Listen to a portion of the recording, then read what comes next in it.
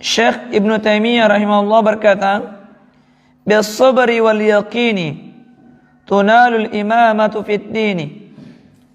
Dengan kesabaran dan keyakinan maka diraihlah kepimpinan di dalam agama. Jadi orang yang menjelaskan agama Allah, menyebarkan agama Allah harus memiliki dalam dirinya sifat sabar dan yakin. Sabar tatkala kita berdakwah, sabar tatkala kita dihina, sabar tatkala kita dicaci, sabar tatkala tidak ada orang yang mengikuti dakwah kita. Karena sifat kesabaran inilah yang dimiliki oleh para nabi dan rasul hingga mereka ada yang digelar sebagai ulul azmi minar rusul.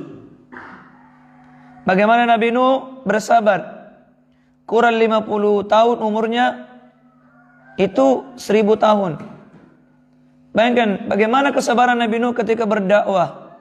Dia mendakwai keluarganya, namun yang menjadi pembangkang melawan dakwahnya adalah anaknya sendiri yang telah Allah sebutkan dan ceritakan di dalam Al-Quran. Bagaimana ketika Nabi Nuh diperintahkan oleh Allah untuk membuat bahtira, kapal yang besar di atas gunung, maka setiap kali Nabi Nuh membuat perahu, datang kaumnya mencelanya.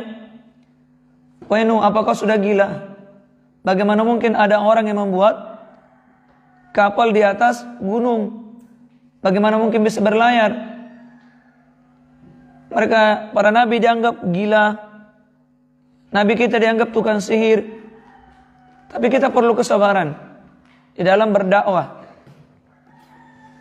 Maka lihatlah kisah Nabi Nuh, siang malam berdakwah. Akan tetapi mereka hanya apa? Mereka menutup telinga-telinga mereka. Dakwah yang disampaikan oleh Nabi Nuh dianggap dongengan, cerita-cerita. Mereka menutup mulut-mulut mereka dengan kain-kain mereka. Itulah perlakuan mereka, membalikkan badan ketika bertemu dengan Nabi Nuh alaihissalatu wassalam. Tapi Nabi Nuh bersabar. Nabi Nuh bersabar. Hingga akhirnya Allah mengatakan dalam Al-Quran, naikkan semua orang-orang yang beriman dan binatang-binatang yang berpasang-pasangan. Dan bahwa di antara Nabi Nuh pengikutnya disebutkan ada yang sekitar 7 orang, ada yang mengatakan 13 orang, bahkan lebih daripada itu. Ini menunjukkan bahwa lamanya Nabi Nuh berdakwah, namun sedikit pengikutnya. Maka ketika Nabi Nuh sudah berada atas kapal, turunlah hujan. Bumi sudah menumpukan, memunculkan air, langit sudah menurunkan hujannya, hingga terjadi banjir bah yang melanda. Maka apa yang terjadi? Ketika di tengah laut, dia melihat anaknya, dia berteriak, "Wahai anakku, naiklah kalian, engkau bersamaku di kapal ini, karena hari ini tidak ada lagi orang yang bisa selamat dari azab Allah." Bayangkan seorang nabi mengajak anaknya kepada kebaikan, kepada hidayah. Namun hidayah itu mahal. Hidayah itu harga mati milik Allah Subhanahu wa taala. Karenanya ketika hidayah itu datang, jangan kita sekali-kali kotori dengan berbagai perbuatan maksiat. Maka Nabi Nuh mendakwai anaknya di akhir-akhir kehidupannya, "Wahai anakku, irkam ma'ana, naiklah kamu bersamaku di kapal ini. Janganlah kau bersama orang-orang kafir." Tapi apa kata anaknya? "Wahai bapakku, saya akan berenang dan akan naik ke gunung yang tinggi agar air tidak menenggelamkan saya."